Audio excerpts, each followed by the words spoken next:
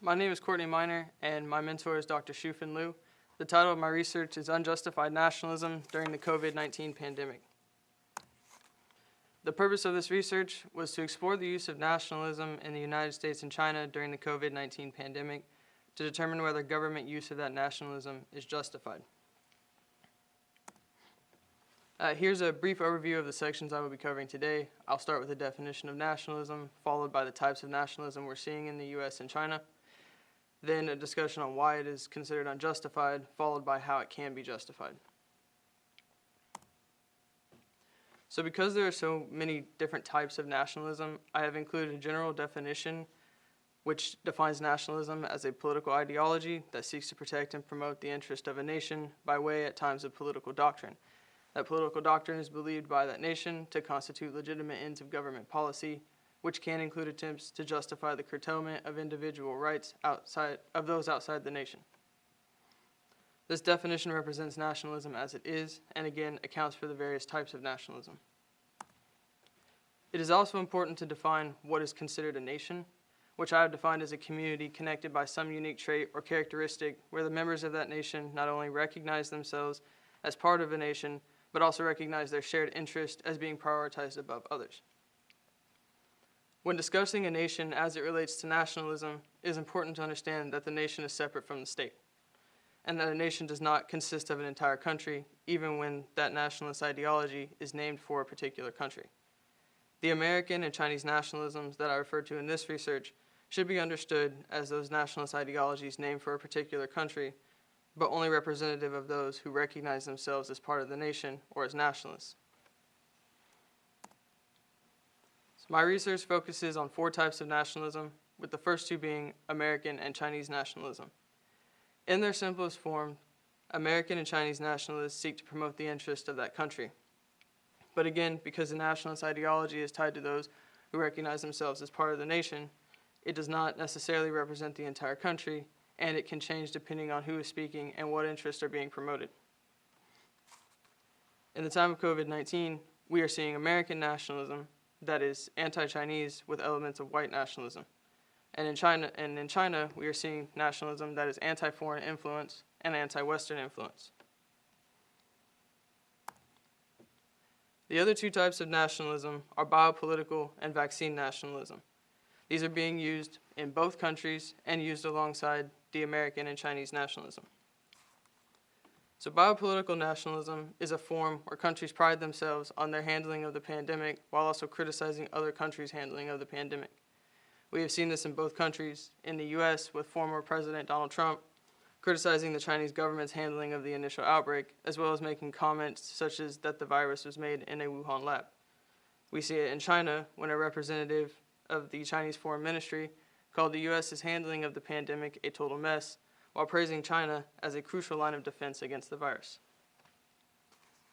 Vaccine nationalism occurs when countries not only secure vaccines for their own people, but also prioritize their use of them above others. Both the US and Chinese governments participated in vaccine nationalism to some degree. During the pandemic, the WHO organization created a vaccine organization called COVAX, whose goal was to ensure global vaccine access. Under former President Trump, the US did not join this organization. It was not until 2021 that current President Joe Biden agreed to allow extra doses of the vaccine to go to other countries in need through the organization. However, this only came after US thresholds for vaccination were met.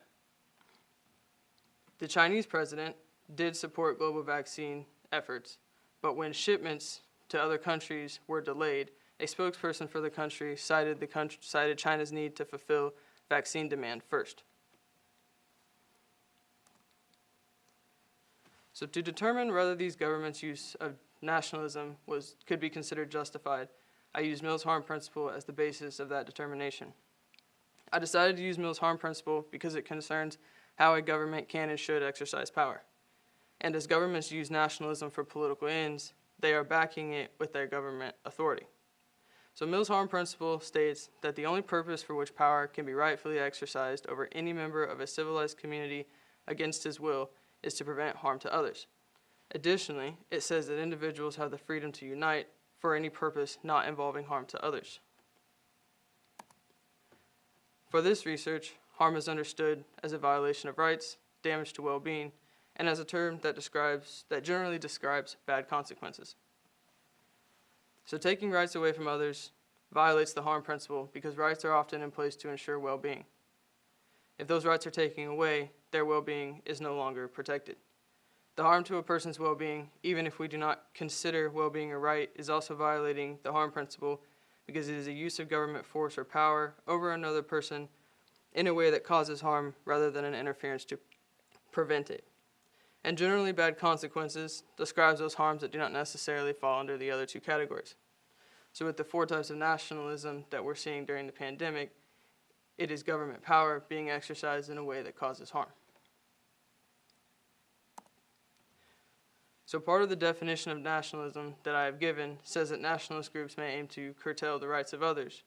Doing so would fall under the harm of a violation of rights. With the vaccine nationalism we are seeing during the pandemic, it is nationalism used in a way that unites people for a purpose that involves harm to others. Groups that are united in such a way are directly in conflict with Mill's principle that says groups have the freedom to unite for purposes that do not harm people.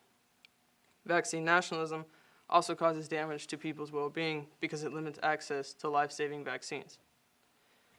The other harms that would fall under the generally bad consequences category includes the sentiments that make up the biopolitical American and Chinese nationalism. And these are being shown by conflict between the countries, anti-Chinese violence, which is also considered a harm to well-being, and increases in Americans' negative opinions of Asians. Additionally, there is the issue of harm caused by a lack of cooperation. Cooperation, which would have greatly benefited the two countries, especially where the issue of vaccines are concerned. So the US and China are considered significant sources of vaccine ingredients, and had these nationalist ideologies not aided in preventing them from working together, people likely would have benefited because issues like vaccine nationalism would be less of a problem. So based on Mill's harm principle, we can say that when a government is utilizing nationalism in this way, it is unjustified because it is a government use of authority over people in a way that causes harm. But rather than argue against nationalism's use by governments, this research aimed to identify if there was a way that the governments could be justified in their use of nationalism. I found that there were certain types of nationalism, including the 4 I chose to focus on, where we are seeing these harms occurring more. And each of these nationalist ideologies share a common element, which I call a perceived enemy. The perceived enemy of a nationalist group can be other nations or non-nation associated groups which the nationalist ideology treats as an enemy. The belief behind this perceived enemy is that if one group is better than the other or is always in competition with that group, their members are united. It is in that sense of superiority that one nation believes itself justified in harming the other. We see this especially in the anti-Chinese American nationalism and the anti-Western Chinese nationalism. These types of nationalist sentiments have created a competitive atmosphere between the two countries. And with this competition, we have seen issues like biopolitical and vaccine nationalism. Additionally, it is especially problematic for governments to utilize these types of nationalism to unify and to promote their interests because governments often have duties to individuals that are outside of those nations and could be harmed by those types of nationalist sentiments. So in conclusion, I argued that if governments are to be justified in their use of nationalism, they should do so in a way that does not cause harm. This could be achieved by ensuring that they do not promote the interest of nationalist groups that act against their perceived enemy. In doing so, governments could take advantage of nationalism's use in unifying people, especially in times of crisis like the COVID-19 pandemic. So here are my references, and I'm open for questions.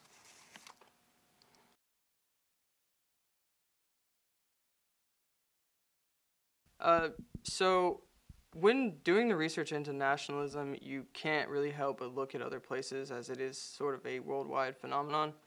But we chose to do a comparison between China and the US because they are often sort of set against each other. We see this in like our dealings, issues with trade wars and stuff like that.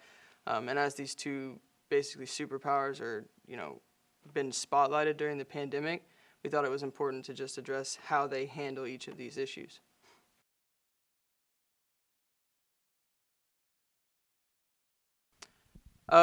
So that question just sort of sits outside the scope of this research.